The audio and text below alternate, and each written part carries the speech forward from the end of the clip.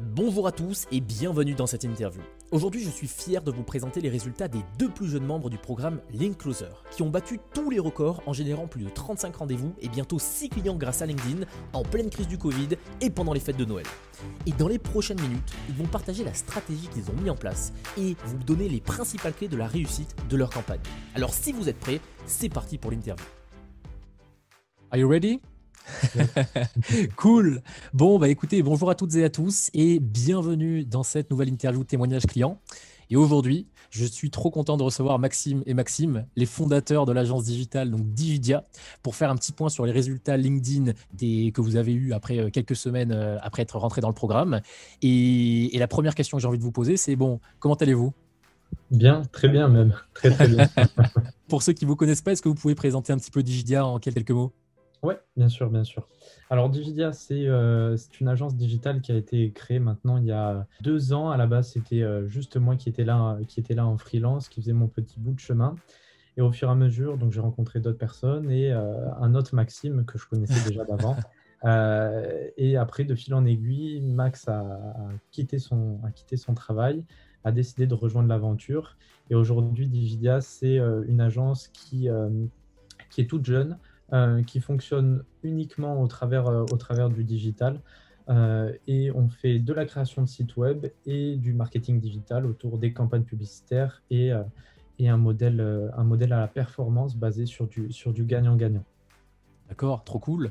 Et donc voilà, moi ce qui m'intéresse aujourd'hui, c'est, je crois que ça fait un peu plus d'un mois que vous avez rejoint le programme Link Closer. Et j'aimerais qu'on fasse un petit retour dans le passé. Vous dites que vous avez fabriqué une machine à voyager dans le temps? Un retour donc un mois avant. Il y a un mois, comment vous faisiez pour générer des clients? Comment vous faisiez pour prospecter? Quelles étaient vos cibles? Concrètement, voilà, comment fonctionnait Digidia donc avant le programme? Mais moi, quand j'ai rencontré Maxime, du coup, la première chose qu'on a commencé à faire, c'est parler à nos proches, essayer de faire du bouche à oreille pour dire qu'on lançait notre agence digitale, qu'on avait besoin de clients pour avoir des sites internet, pour créer des sites internet, pour la publicité, etc.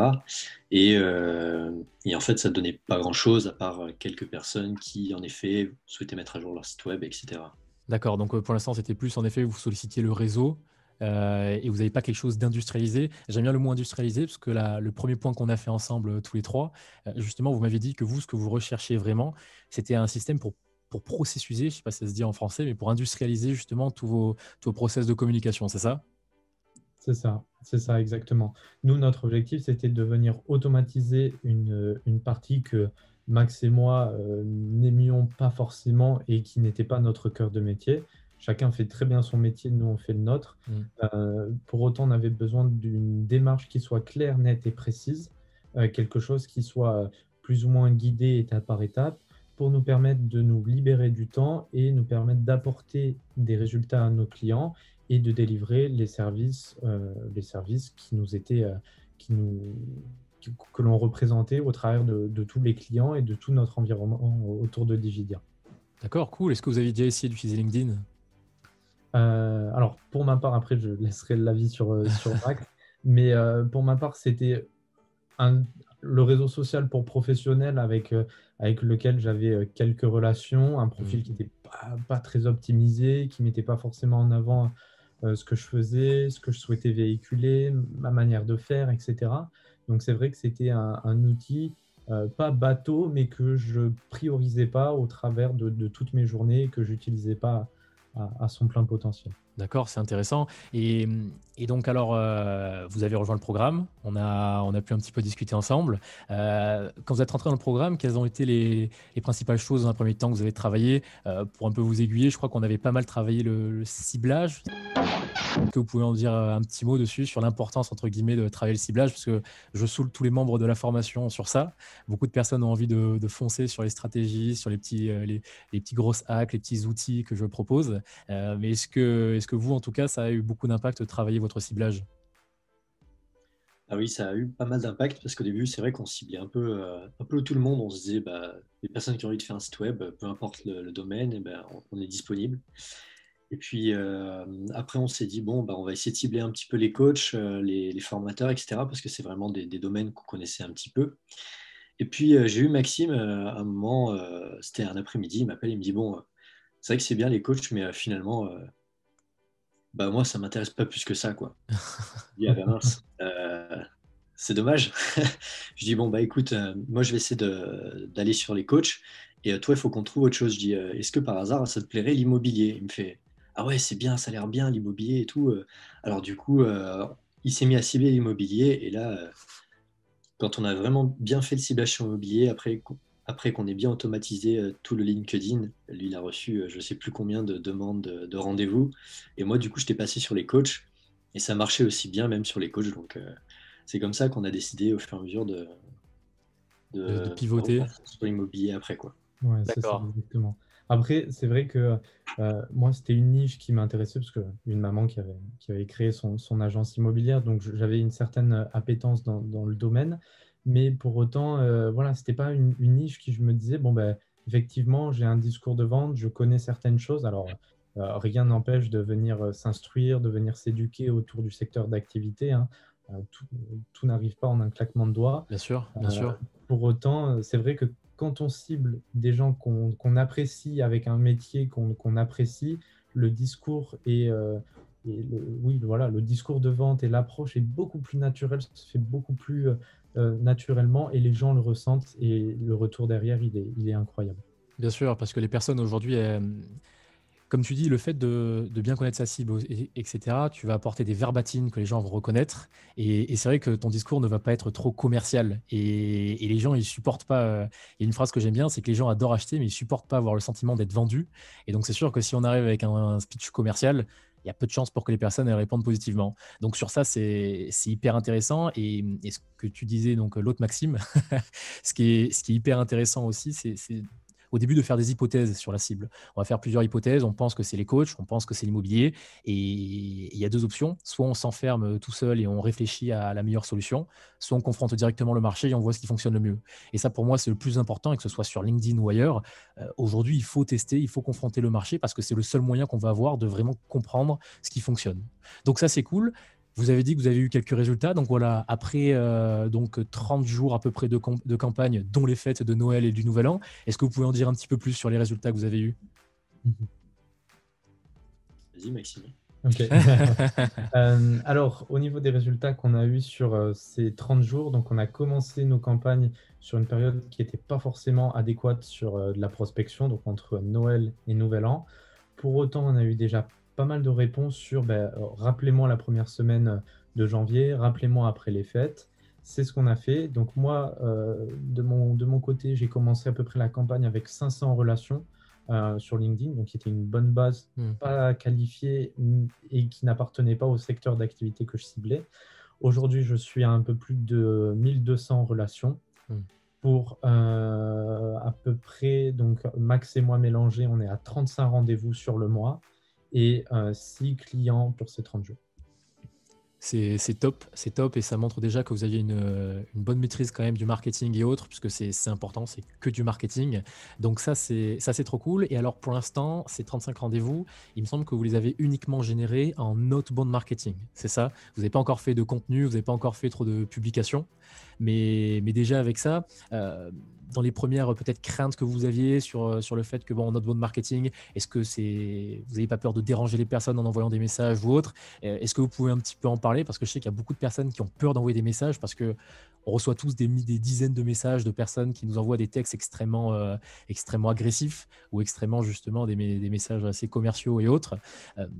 Est-ce que finalement, le fait de bien connaître justement sa cible, ça fait qu'on ne dérange plus les personnes, qu'on leur envoie uniquement des contenus qui les intéressent? Et une autre phrase que j'aime bien, pour faire une autre citation, c'est qu'aujourd'hui, les gens ne cliquent jamais sur des publicités, ils cliquent uniquement sur ce qui les intéresse, et parfois c'est une publicité.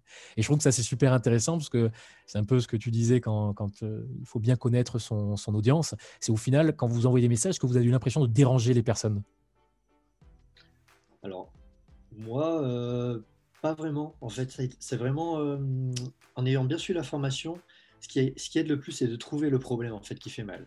Tu le répètes plusieurs fois dans la formation. C'est vrai que lorsqu'on appuie sur le problème qui fait mal, les personnes, elles sont plus intéressées, et puis elles ont envie de parler pour en savoir plus et comment est-ce qu'on peut apporter une solution à ça. Et c'est là qu'on voit qu'on ne vend pas forcément notre produit, on donne une solution en fait. Mais c'est exactement ça. Et moi, je trouve que c'est ce qui est génial. Alors, c'est une phrase de vendeur, mais je trouve que c'est vrai. C'est qu'en fait, aujourd'hui, on ne doit pas s'excuser d'aller envoyer un message à quelqu'un parce qu'on va l'aider, on va lui apporter quelque chose, on va lui apporter de la valeur. Et ça, c'est hyper important. Il y a beaucoup de personnes qui ont peur, il y a beaucoup de personnes qui sont pas prêtes à envoyer des messages parce qu'ils associent la prospection à tous les mauvais prospecteurs, à toutes les mauvaises personnes qui envoient en effet un pitch avec 15 bullet points. Salut, aujourd'hui, j'aimerais vous présenter ma prestation, etc. Je vous aiderai à faire ci, ça, etc. Et ça, en effet, ça ne fonctionne pas. Mais à partir du moment où on comprend bien notre client et à partir du moment où on a bien compris la solution qu'il espère avoir, normalement, ça marche un petit peu mieux. Donc ça, c'est cool. Donc le next step, c'est de faire du contenu, c'est ça?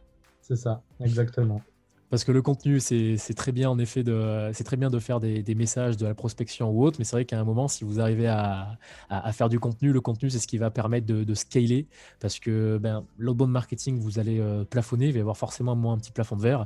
Alors que dès qu'on est sur de l'inbound marketing, on peut toucher beaucoup plus de personnes, mais ça prend un peu plus de temps.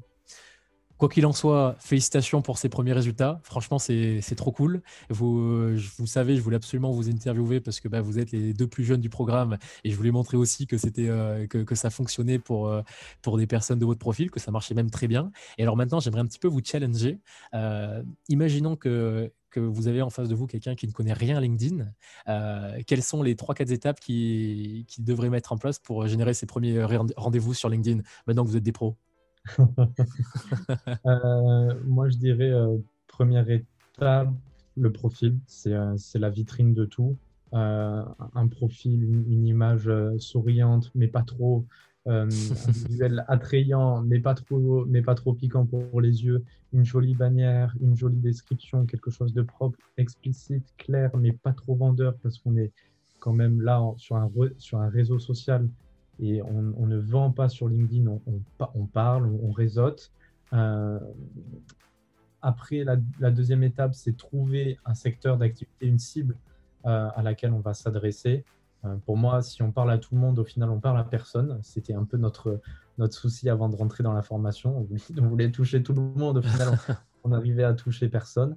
Et après, c'est avoir un message qui colle avec ce qu'on veut véhiculer.